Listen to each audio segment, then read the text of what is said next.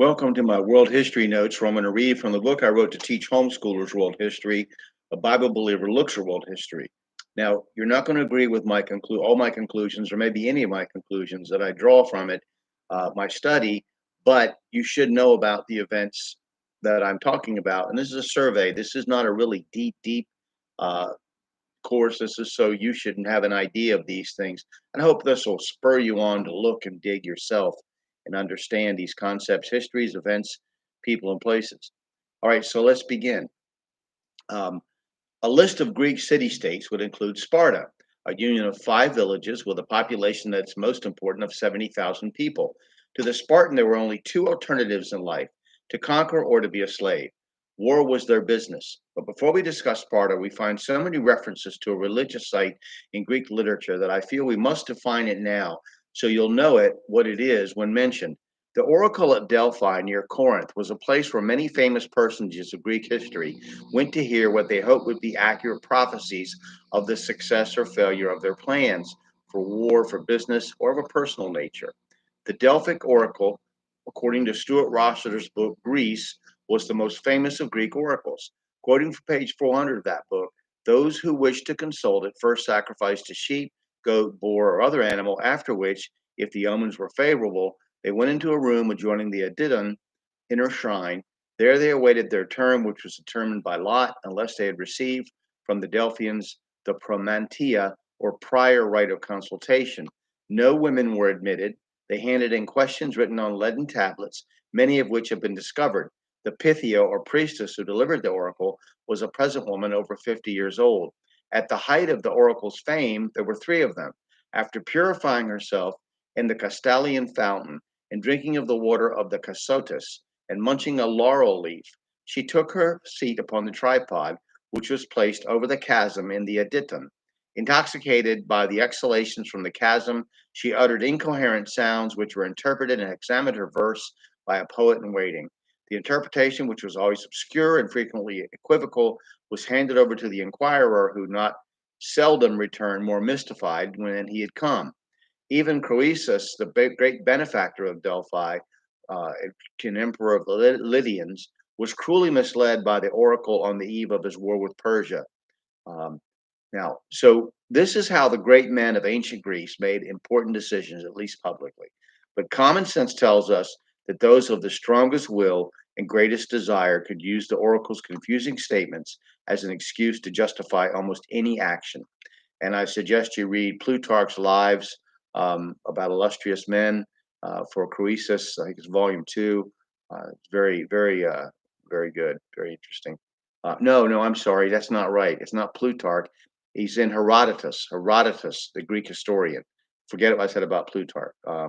It's Herodotus. So, okay, now back to Sparta. You will hear and read of Sparta also referred to as Laconia and as Lacedaemon. Um, Sparta, and my pronunciations are wrong. You just, I'm looking at the written word. If you're interested, you can easily today take each one of these words and look them up on YouTube to get the proper pronunciation. But let's move on. Sparta is the capital of the plain.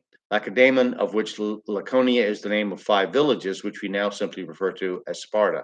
They claimed a direct lineage from the sons of Hercules or Heracles, the Heraclidai, who historians say was simply a euphemism for the Dorian invaders who overran Greece around 1100 BC. The Spartans' first conquest was Messenia, whose king sacrificed his own daughter at the behest of the oracle at Delphi, supposedly after the suggestion of the god Apollo.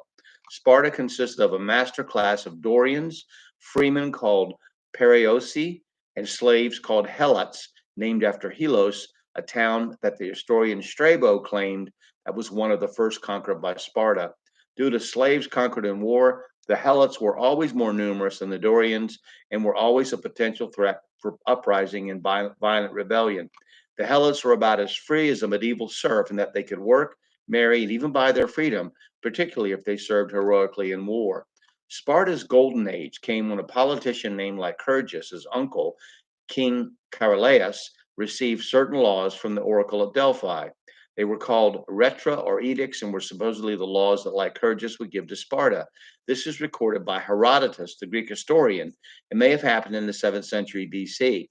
There were other lawgivers in Greek city-states at that time, Zeleucus and Locris in 660 BC, Draco at Athens around, Zeleucus at Locris in 660 BC, Draco at Athens around 620 BC, and Charondas at the Sicilian city of Catana around 610 BC. With the interplay between the Near East and Greece as described earlier, it is no wonder that they might be inspired by the law of Moses, rediscovered by Josiah around 621 BC, 2 Kings 22, according to Durant, which matches Usher's calculations to within 3 years. Lycurgus gave his law to Sparta, in spite of having his eye put out by an objector named Alcandor, whom he proceeded to win over. Finally, the lawgiver retired to Delphi and starved himself to death as he felt that that was the service every politician should give to the state, and I can't help but agree. One legend is that he forbade the writing down of his laws. Historians disagree on the importance of the laws he gave to Sparta. Plutarch and Polybius speak of land redistribution. Thucydides, another Greek historian, denies that ever happened. The Spartan constitution was the result of Lycurgus's code. Sparta would have been called a fascist state in today's world. Eugenics, manipulation of who gets to live and die, was practiced in its crudest form. After birth, the father decided if his child was fit enough to live or if it was to be thrown off of Mount Taygetus to the jagged rocks below. Surviving infants were often killed in the toughening up process that Spartan life, the Spartan code required. Men and women were counseled on marrying healthy people rather than for love. King Archidamus was fined for marrying too small a wife. Husbands were encouraged to lend their wives to men of outstanding accomplishments so that superior children might be born into their family. Lycurgus ridiculed, says Plutarch, jealousy and sexual faithfulness in marriage and believed that people should be bred like horses and dogs to improve the stock of citizens for the state. At the age of 7, the Spartan boy was taken from the parents and brought up by the state. His entire education was designed to make him a better warrior, to make him tough. He lived with his comrades until the age of 30, usually sleeping outside, suffering every discomfort possible for the purpose of toughening him up. The Spartans were bisexual and homosexual behavior was encouraged. Celibacy was a crime, though, and the men and women were expected to produce offspring for the state. Childless couples were the subject of ridicule and scorn as well. Remember this, like all Greek culture, a people without God, capital G, subject to Satan under his proxies called gods, little g, or demons, and while Western culture, books and movies have elevated Spartan ideals and Spartan ethics to a high level, they were in reality, if you judge them by the Bible, completely satanic and wicked. It's not wise to glorify Greek culture at all. It was immoral and ultimately decadent, not God-honoring in the least, the heroism and patriotism of its members notwithstanding. Spartans hated foreigners and were not allowed to travel abroad themselves without permission from the government.